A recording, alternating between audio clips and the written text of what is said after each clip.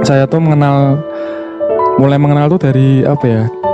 Dari orang tua saya berdoa dengan caranya, dengan agamanya yang diikuti oleh orang tua saya, dan saya tuh melihat apa sih Katolik itu gimana sih ajarannya kayak gitu.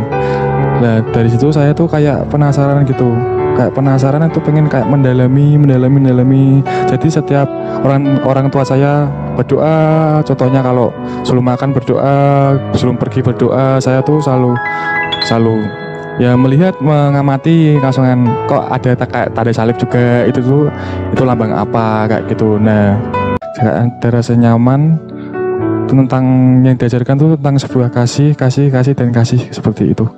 Nah dari situ saya tuh kayak ada dorongan sih, kak, dorongan dari diri pribadi saya sendiri, kok apa memang saya mantap di sini ya kayak gitu. Sebelum saya masuk ke Katolik itu saya nembung dulu ke bapak saya, langsungan, ya kok aku tertarik ya dengan agama Katolik gitu. Terus ayah tuh bilang langsungan, kamu yakin mau masuk Katolik? Karena kalau masuk Katolik itu harus memikul salibnya sendiri, istilahnya berkorban kayak gitu.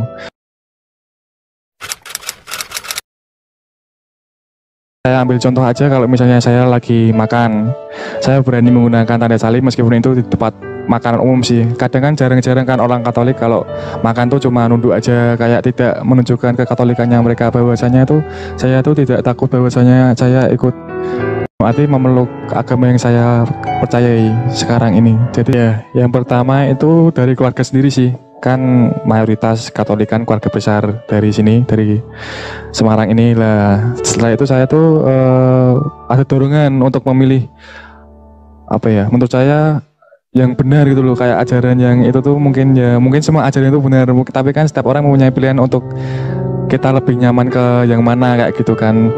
Nah jadi dorongan itu tuh muncul dari diri sendiri sih, kayak istilahnya Tuhan tuh memang udah memilih saya. Jadi kan iman memang kita milih.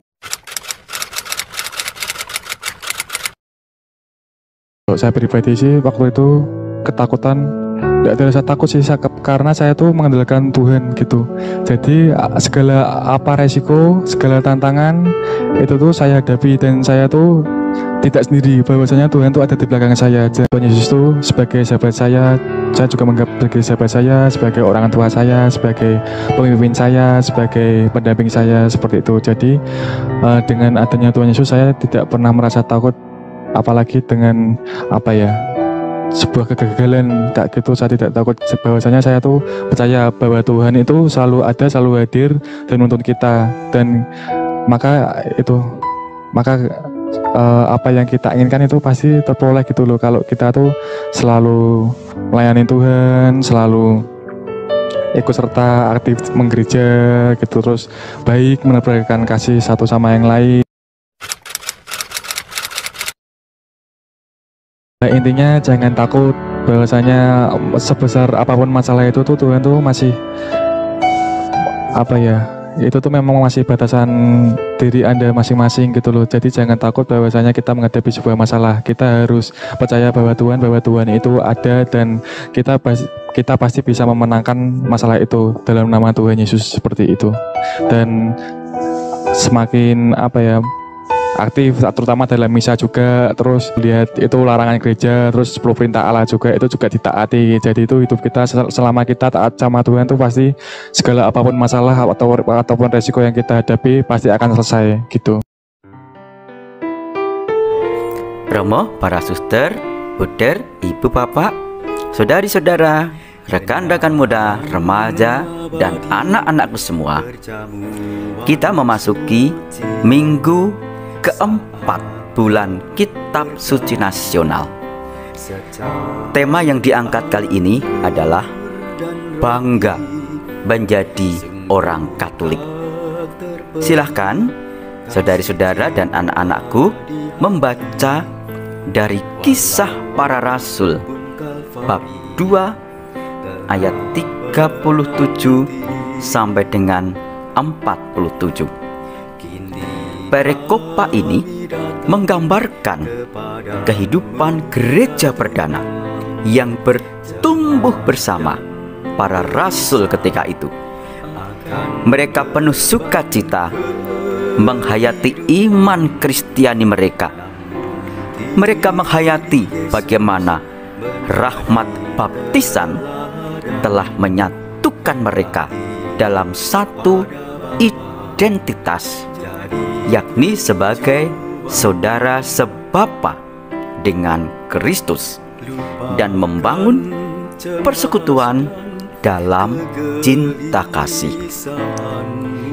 Dan kekuatan dasariah mereka adalah kesatuan hati dengan Tuhan Yesus, yang secara khusus mereka hadirkan kembali dalam pemecahan roti yang sekarang kita kenal dengan perayaan Ekaristi.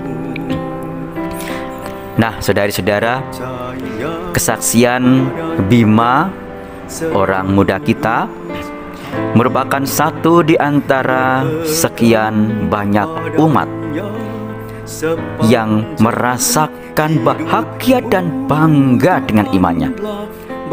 Bahagia dan bangga dalam iman bukan dalam arti suatu kesombongan, namun melandaskan pada rasa penuh syukur atas cinta Tuhan dan panggilan untuk mengasihi sesama. Mari kita berefleksi. 1. Adakah di antara kita yang minder, yang kecil hati dengan iman dan identitas kita sebagai orang Katolik? 2. Hal-hal apakah yang membuat kita bangga sebagai orang yang percaya Kristus dan anggota gereja Katolik? 3. Bagaimanakah kebanggaan itu kita ungkapkan secara bijaksana? Selamat berefleksi dan berkah dalam.